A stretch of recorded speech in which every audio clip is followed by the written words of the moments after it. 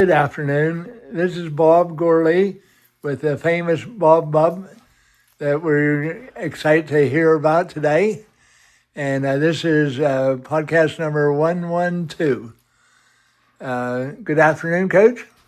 Good afternoon, Robert. I don't know about famous, but glad to be with you. Today we're going to check a lot of the things he has in his office. For instance, who is this fella?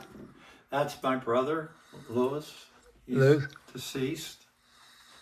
Okay, and then we got this picture. Oh, that's my grandchildren. That's Robbie and Megan. All right. And what's this up here about? That's my mother's and father's marriage license. Okay. Then we're over here too. That's Robbie and Megan in younger years, taking it to Hall of Fame. Okay. And then this collage. That's Robbie all through the years, and so. All right. And Megan below. Megan was quite a softball player, played in junior college, and she was left-handed, and she could slap pretty well. And in the team picture there, two team pictures, when they won the state of Florida championship, Little League championship, and went on to play. They play by sections, but it was the Mid-Eastern section, I think, that they lost.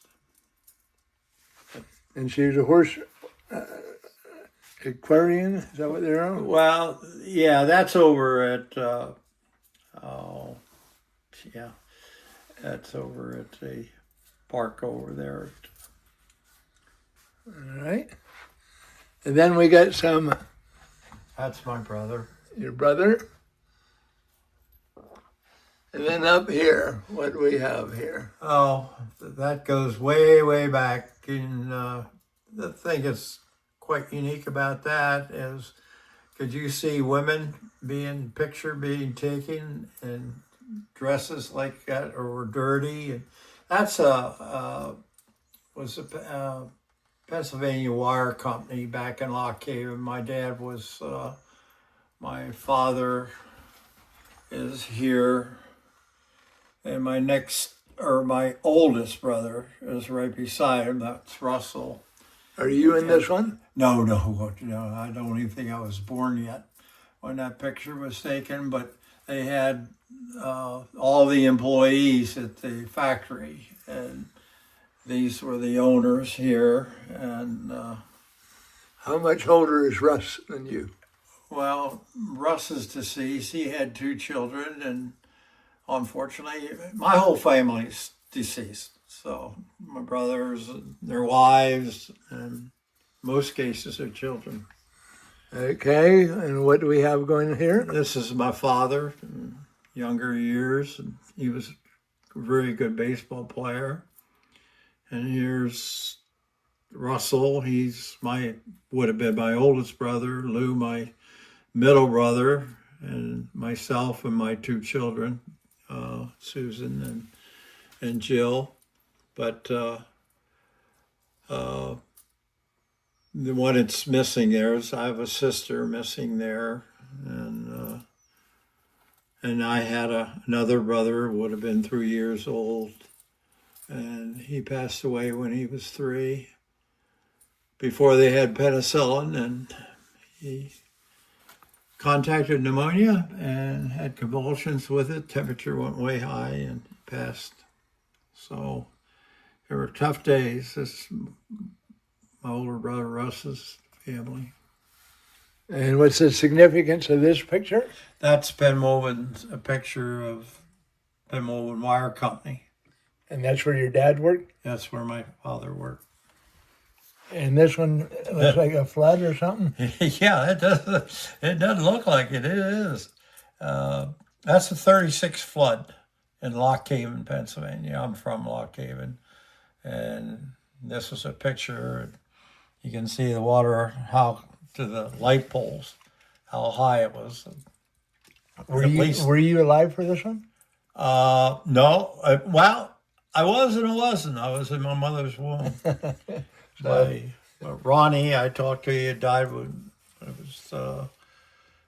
was 3 years old. Died in February. The flood was in March when we had to carry furniture, not at this location, a different location. We had to carry furniture into the attic, that we had water into the second floor of our home, and I was born that August. So it was, for my mother anyway, and father, it was really 1936 was not real good to us. Well, that's when you were born, wasn't Yes. it? Well, then it was good in that way. Well, Okay, so what do we have with this picture? well, that's marriage. Is that you? That's a younger version of what me right now. And the lovely Marcia? That's Marcia. Oh, baby. Yesterday, the 19th of August, we celebrated our 64th wedding anniversary.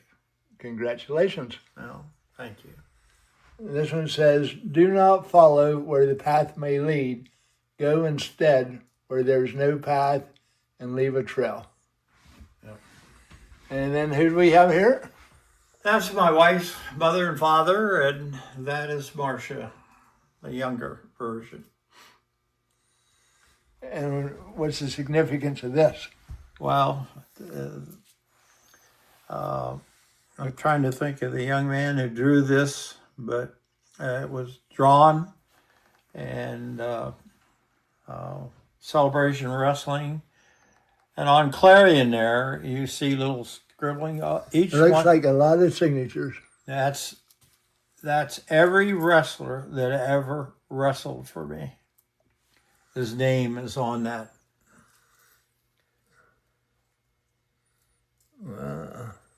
And he made a drawing. His name escapes me now. Bobby Weaver. Bobby Weaver drew that. Not Bobby Weaver that somebody would recall was a wrestler for Lehigh. But Bobby is a very talented individual who somebody had him make this drawing for me. And are these all you? They're all me. The one wrestler there looks like, I think that's Gary Horner, and at least looks like his image. Alrighty.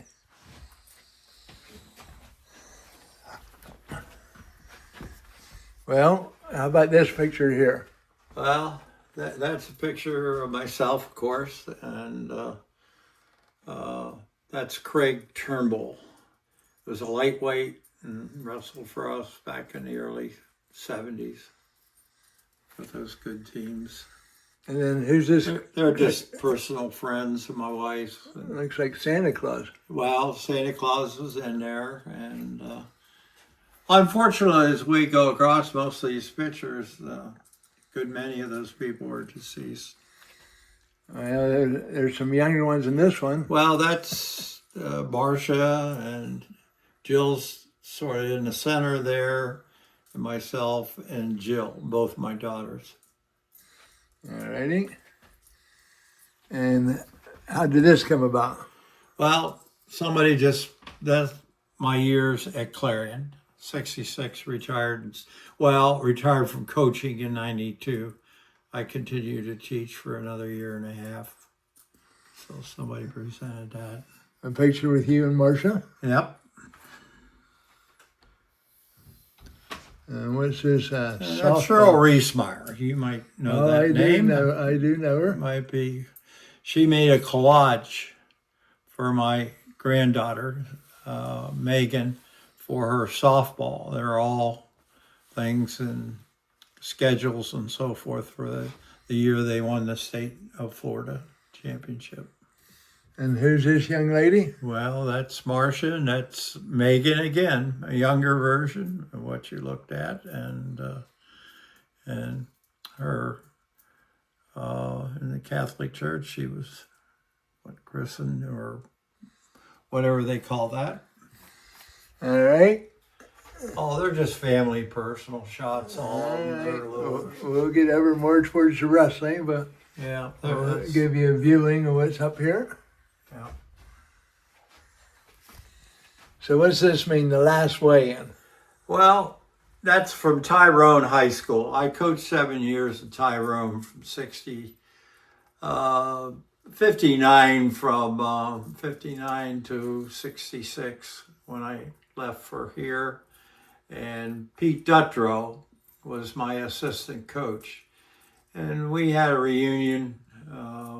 Every 2 years we'd have a reunion. And it, like all reunions, when you first start them, your responses were overwhelming.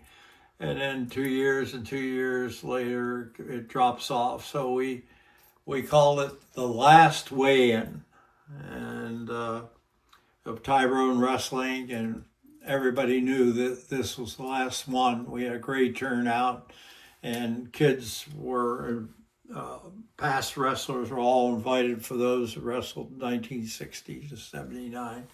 Now, after 66, Pete Dutrow, my assistant, became the head coach.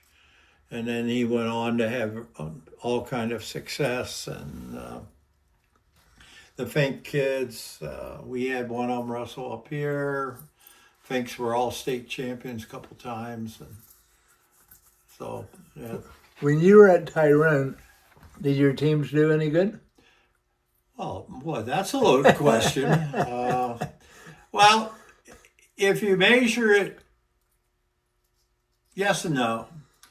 I think we were, maybe 30, 35. I can't remember. That's what I was saying. Sometimes I go back and look it up because I have all that information. I think we're 35, 34, 35, and 3 or 4 ties. You could tie back in those days. You can't today. But when I came in, they had won a match a year before. And the first year, my tenure, we wrestled Mount Union, which is commonly called Captain Jack sometimes. And it was a success. We won our first match. It was, we blew them out 28-27. And then promptly lost all the rest of the matches. So we were 1 in, I don't know, 8 or 9 that year. And then each year we continued to improve a little bit until 1966. We had a state champion in Gary DiDomenico and had really some outstanding teams. So you went from not winning very many to you guys were district champions, the team? Yes, we had district champ, regional champ, and state champ. So, All right. That sounds like success to me. well, All right, now we're coming over to some. now you're. This one of your first years here at Oh no, this is. It says right on the reading there that. I think your 300th dual meet victory as head coach of Clarion. And that's the team. It was.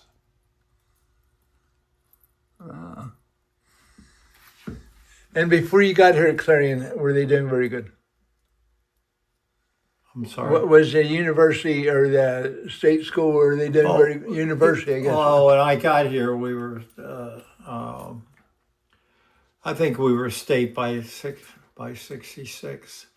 Where of course we're a normal school, and then a teacher's college, and then a state college, and then a university down in, I think, the early 80s. That's just a saying that one of my team. A man among men, and that was for you. Yeah, well, that's their opinion. Not everybody has the same opinion. So this one here is for your 300th victory. This one here is for your 200th victory. Yep. And this is back when it was a state college. Yes. Well, you see, this one here was way back in 66, 67. And that's about when you started. Yeah, that was my first year. That was the team. There was 3, 4, 7, and 5, 12 guys. We were rather slim. Did you always field a full team? Did you ever have any, you had to, like, Oh, no, I can't say we forfeited very many places. We build up to have, carry a rather, 40 to 50 wrestlers. We had good depth and so forth. No, we weren't in a forfeit. We'd move up or move somebody down than what you could do with the rules back in that time. So we always had somebody. We always had a full team. I can't remember forfeiting ever. significance of this $20 bill? Well, the significance simply is on there as Tyrone. Well, they used the banks back in the older days used to print their name on it, where it came from. So some have I imagine if you look hard enough, you can find some with New Bethlehem on it. All right. Certainly are ones with Clarion. I've seen them. So it looks like in 1988, you made it for the Pennsylvania Sports Hall of Fame For Center County. for Center County. Yeah. So there's many counties have their own halls of fame. When was the last time you heard somebody call you Bobby? Well, in the older days, everybody knew me as Bobby. So That's the first time I ever heard you called Bobby. Okay. first time for everything, my friend. Yes. All right. And then somebody made you this up, it looks like. Well, I spent 20 years as secretary rules editor of the NCAA wrestling rule book. And when I retired, my immediate boss at the NCAA had that made for me. All right. They're just plaques from. This one here says that you're West Branch chapter of the Pennsylvania Sports Hall of Fame. Yep. That's what I'm saying. You have these different areas. That was another one I was taken into. This one here says in 1986, you were the Eagle Wrestling School staff presentation. Man on the campus. Oh. Back in 93, they still called you Bobby.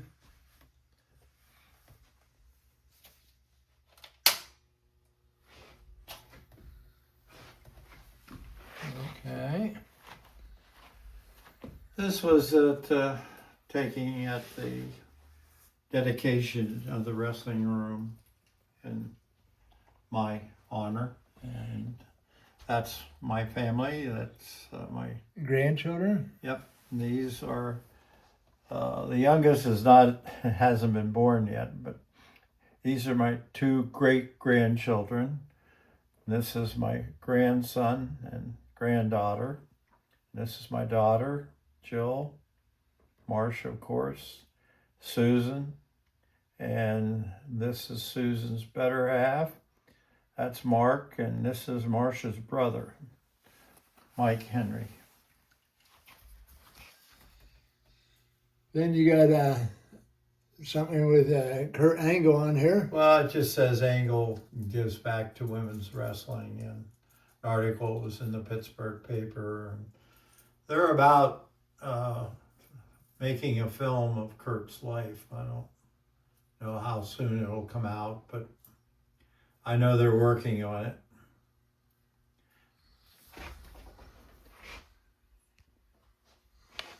All You right. can move that. Okay. This one here says West Pennsylvania Sportsmanship for Robert Bubb.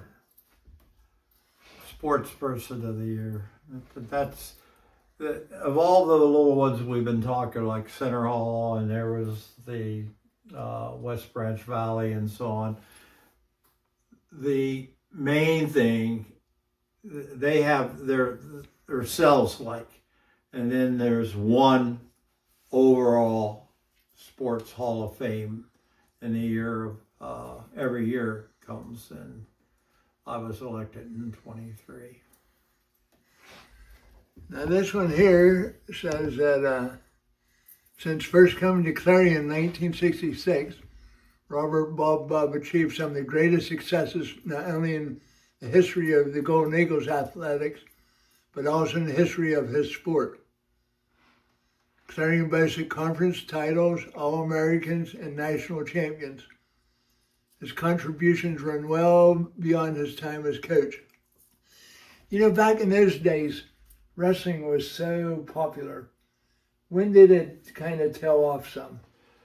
Oh, I don't know if you can pinpoint a year. It's like anything else that it just slowly creeps.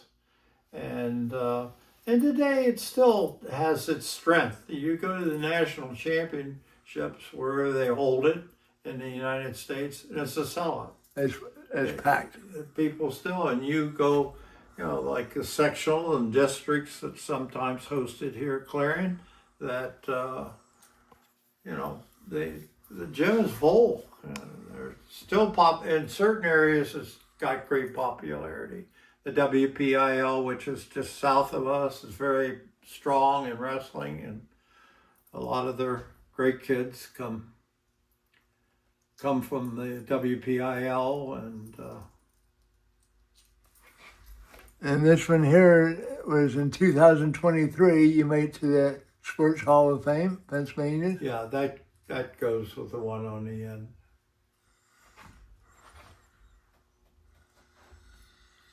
And what's the significance of this one?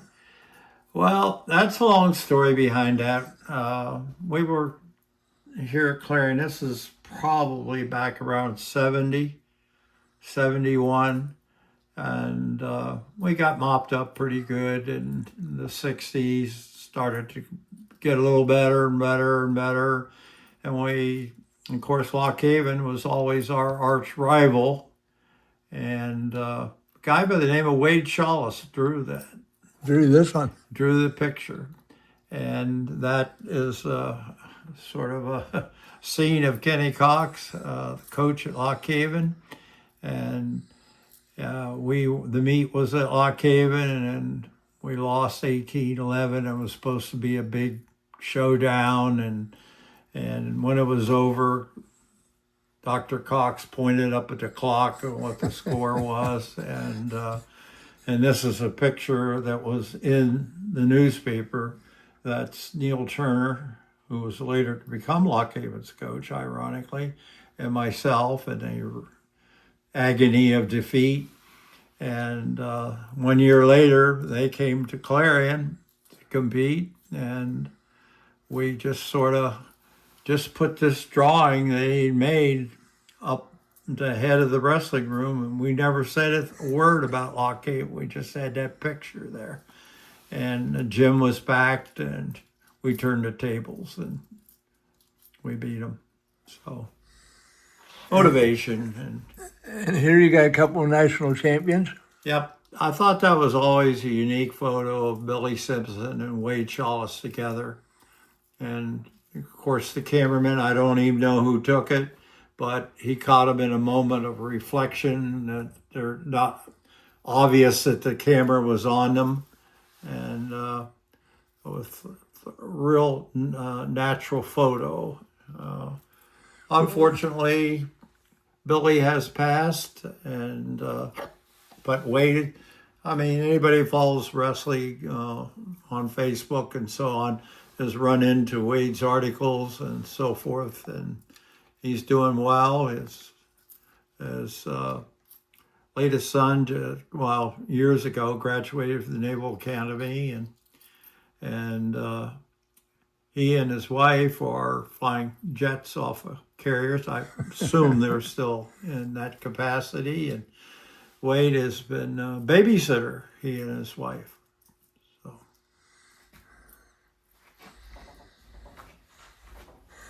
This was back in Tyrone. yeah, that's just what we had it advertised it, and what people made signs and came in, and Tyrone's still has some really good wrestlers, and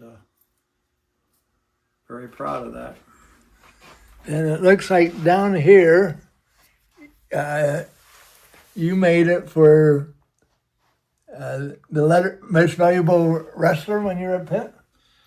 Well, sometimes it's you beat up on weaker opponents and they reward you for it. But no, that's just my senior year at Pitt was a pretty good year for me, and that was a plaque that they gave for that outstanding wrestler. So Do you remember what your record was your senior year? no. Okay. Then up here it says Coach of the Year in 1972. And it's college division, NCAA. So, Before, I don't know whether all your viewers are going to understand this, but at one time there was the NCAA division, large schools, and then there were what they called college division schools, which were smaller schools like Clarion and Morehead State and Ashland, and you just go on. There were all smaller teams, and then when you had your college division, you would go. The top three would go on and wrestle in the nationals, and that was the way it was in 1972 when Chalice had won it and Barton placed third. And apparently we finished second, and then there was, I don't know, there was close to 79, 80 teams in it then. And they must have felt that they had nobody else to give it to. so Gary Barton only took third. Oh, and it took third. And 2 weeks later is the national champion. Okay. And then what's the significance of this? Well, that's the Hall of Fame. When I was inducted into the National Wrestling Hall of Fame, and that was some of the people that went out and were witnesses, so to speak, and my kids and my wife and past wrestlers. Another thing for that, in the back row there, I know it's hard to probably see all that, is That's Wade Chalice. yeah, you can, and Jimmy Beekner, and Which one's Jimmy Beekner? I have to go put my glasses on, but okay. I think that's Jimmy Beekner right there. All right. That's Craig Turnbull, All right. and rather go through them all, but There's Scotty Davis. yeah, or not Scotty, that's Or Jack. Jack Davis. Jack, Barton, Hasselrig, and like I say, Miller. It was just, and Dave Caslow, and Mike Cole, and Billy Arnold, but Dr. Gruenwald went out and was witnessed there. I don't think, maybe he's not in that picture. As I say, I don't have my peepers on, and Yeah, I didn't see Grunwald in there. but they said at the Hall of Fame that he was the first president to ever attend an honoree's induction, Excellent. which I'm forever holding. Be holding, I guess, would be a better word. Then you got the Battle of Life with Teddy Roosevelt's quote. that's sort of our saying. We had that up over our wrestling room, and it was written by Theodore Roosevelt. He was talking about politics, but it so applied to athletics that I had a sign made and put up over. I'm trying to say who did it. It's out bad with names anymore, but I framed it. We had one up over the wrestling room, and there's one there now in the new wrestling room. And it's just sort of tells you about life and what it is to be out there by yourself, and so that your place shall never be with the cold and timid souls who would face neither victory nor defeat. And here you made for the Pennsylvania Hall of Fame in 1977. Yep. Fortunate. And then here is... That's the gathering out at the Hall of Fame. All right.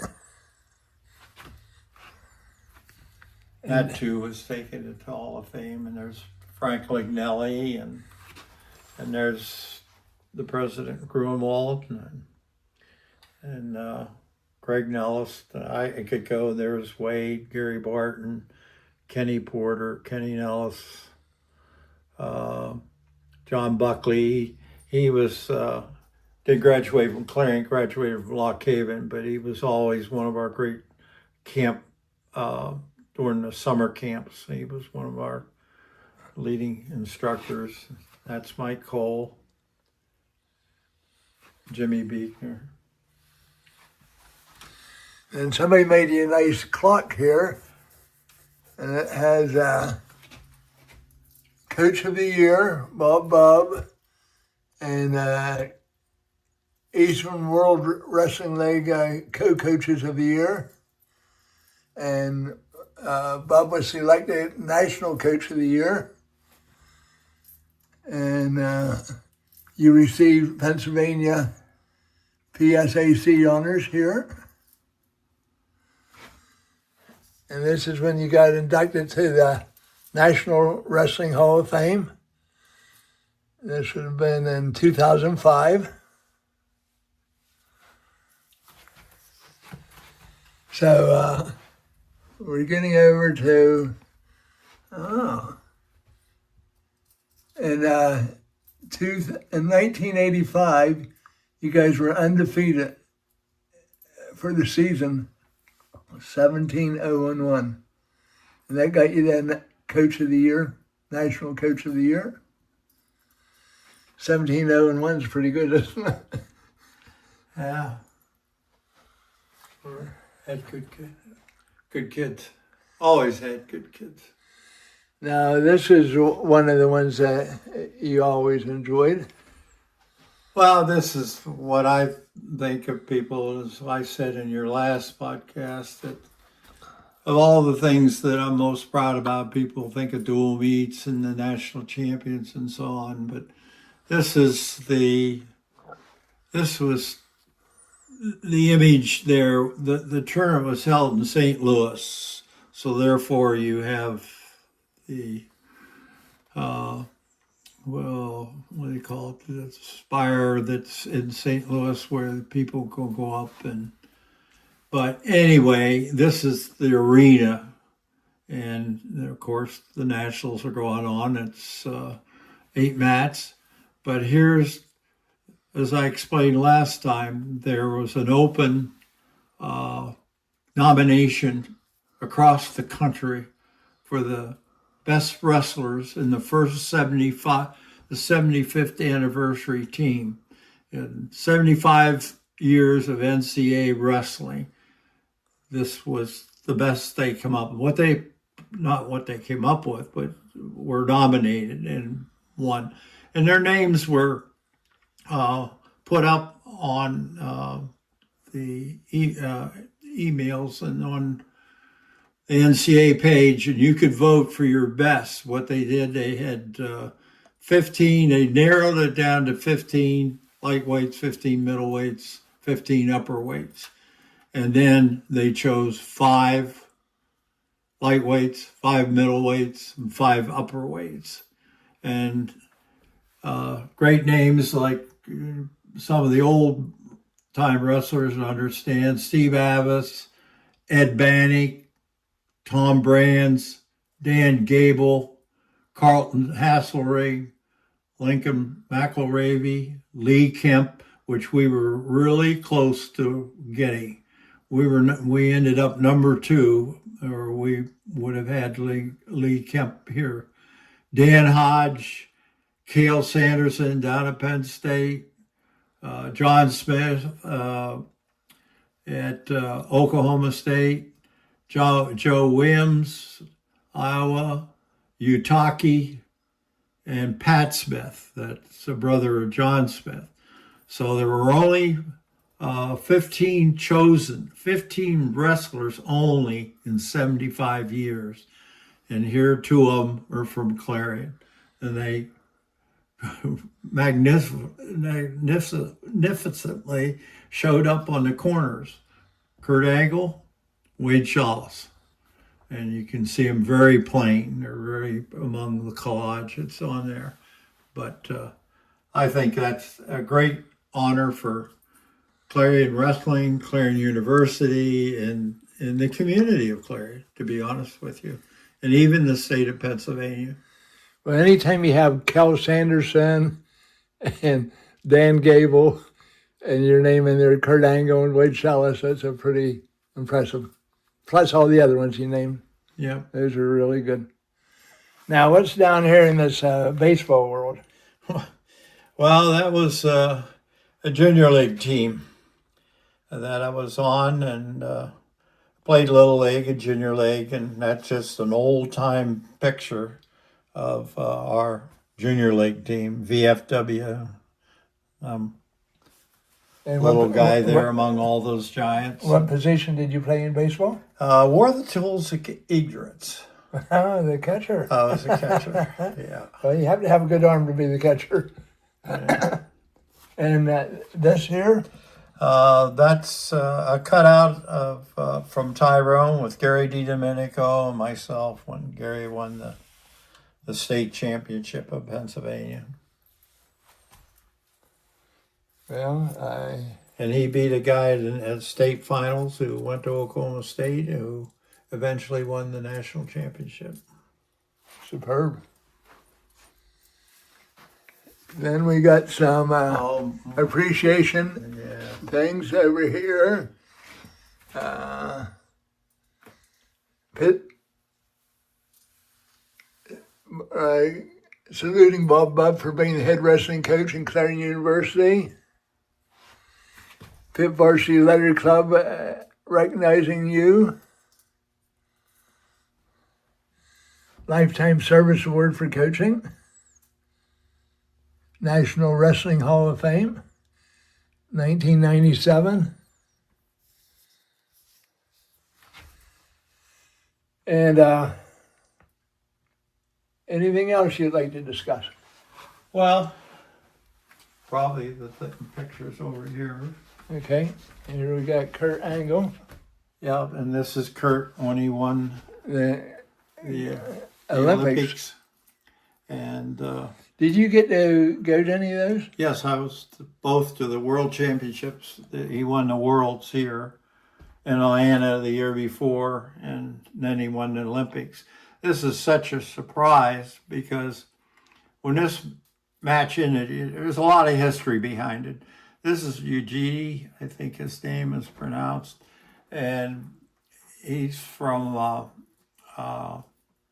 Iran. And that's a national sport for that country.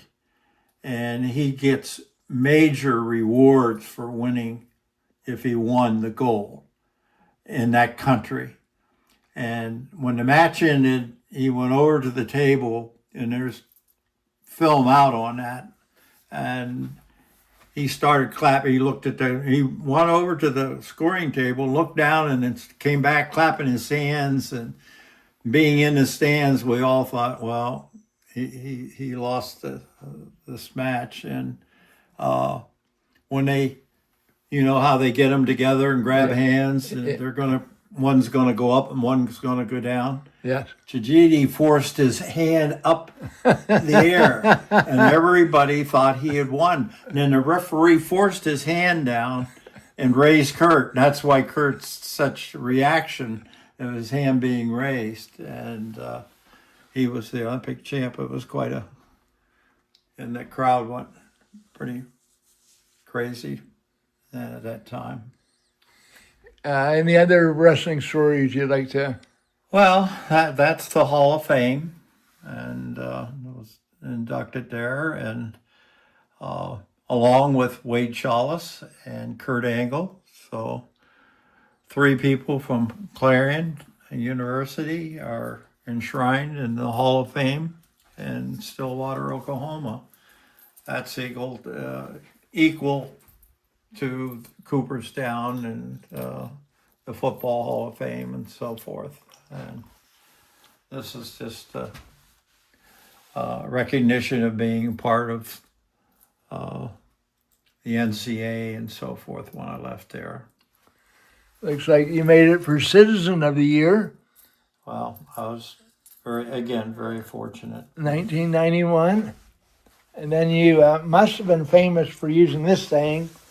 Oh, yeah. It is what it is. That's about as blunt as you can get. Yep.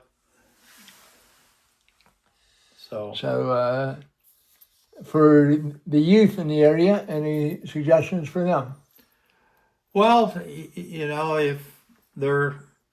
if it's wrestling directed, that you never know. Although there were many great wrestlers here at Clarion, the kid we tried to say the most about was Gary Barton. You already recognize he was only 3rd in the college division. 2 weeks later, he went through the bracket at the Nationals, and he defeated the number 1, number 2, number 4, and then there's another one further down, 7 or 8 kids at his bracket to get to the national finals. And he wrestled the year before as champion. But the good kid was the kid by the name of Riley from Oklahoma State, and we met him in the semifinals. And I could go on, but that was the only match that Gary didn't trail. He got ahead in that match and stayed ahead and held off for a 5-3 win. And Roddy was undefeated and had beaten Parker from Iowa State during the season. So that's why Parker, being a returning national champ, got 2nd seed. So Gary met him in the finals and started out, got taken down, got thrown on his back, and was 4-0 before he started to fight back. And there's a long story. I'm not going to bore you with it, but All of the people that are listening to this, they enjoy your stories. well, the only thing is that what I wanted to say for the youth, you just never know. That's why you wrestle the match. Or you could look down and look at his record. Oh, he was 6-1 and you're 3-3. So he's automatically the winner. That doesn't happen in this sport. The harder you work and continue to work, none of these champions got that way by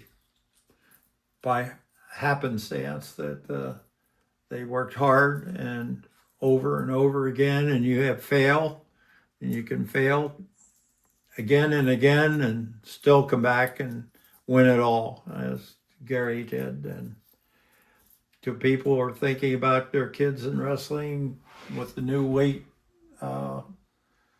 rules, that's perfectly safe. No more hazardous than football or basketball or something like that. And it's a great teacher.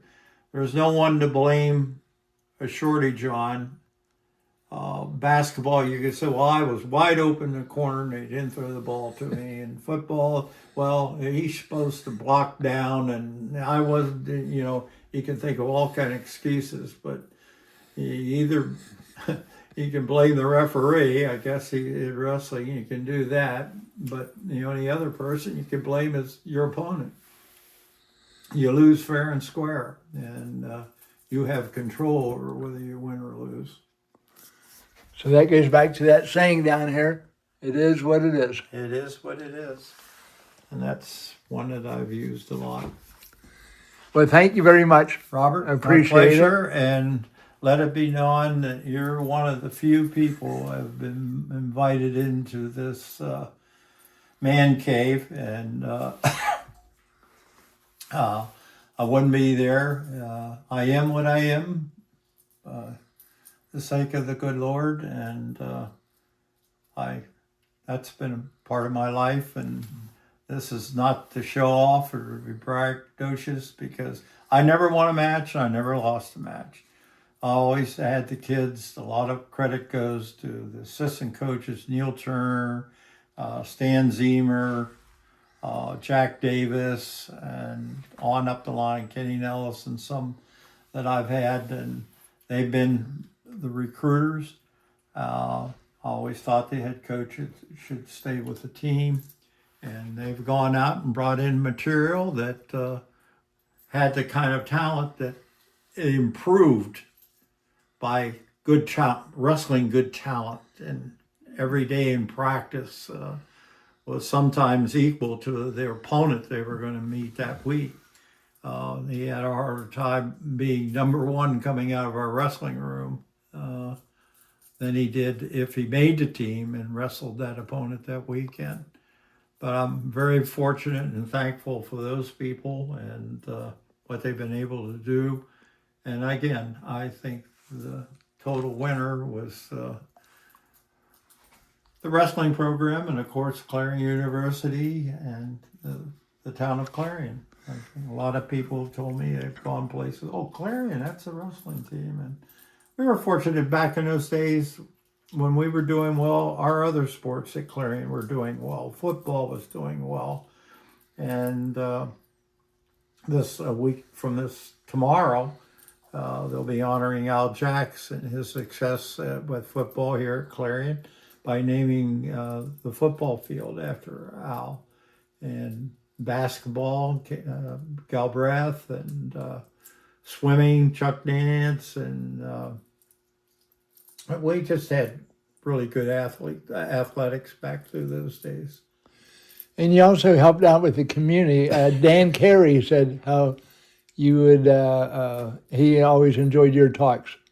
He used to coach a little bit for Red Bank. Well, yeah, I've gone down there a couple years, and of course, everybody knows Ben Kundick, or knew Ben Kundick, and all the Kundicks. and all the Kundicks, Yeah. But really, Ben was the first one that I was introduced to, and saw Ben all the time at our matches, and I would go down there and see a match. Occasionally, I was asked to be down there and say hello to the kids, and so on and so forth. It's been a great opportunity for myself, my wife, and my children. It was a great place to grow up, and I just happened to be really fortunate. And the community took to wrestling, and as you know, the gym was packed, and what an influence that is on a visiting team when you walk into a gym. It's got a pep band, and it's filled to the rafters, and Lots of noise. yep. And here's one noise, or when you say stories, it'd be this picture right there at the bottom. You can get a good shot of that. And tell me about it. Well, that was Wade Shaw's defeated Chapman in the States in the finals In high school. and pinned him. So the sophomore year in college, they were wrestling at Clarion, and Wade met Chapman again, and you couldn't find another seat in that gym. Everybody anticipated. Half of Pittsburgh was up here and standing room only. And after the match was over and Chalice had won, Chapman's brother, who's to the left there, ran onto the mat, and we had pretty much tied up Wade because we knew there was going to be a problem. And this is Dale Murdoch, was our captain, and he's behind Wade and got his arms pinned. And I'm trying to say, out of here, Wade, and turned around and saw that Chapman's brother was coming. And Chapman ran through both of us and cold-cocked Wade. Wow. And this is Wade, he was sort of gone down. Murdoch was holding him up at that time. And then all broke out up in the stands. He was from Trinity High School, and his coach was up in the second tier. Next thing we know, there was a big fight up on the second tier. And Lignelli, who was our athletic director at the time, never thought about security.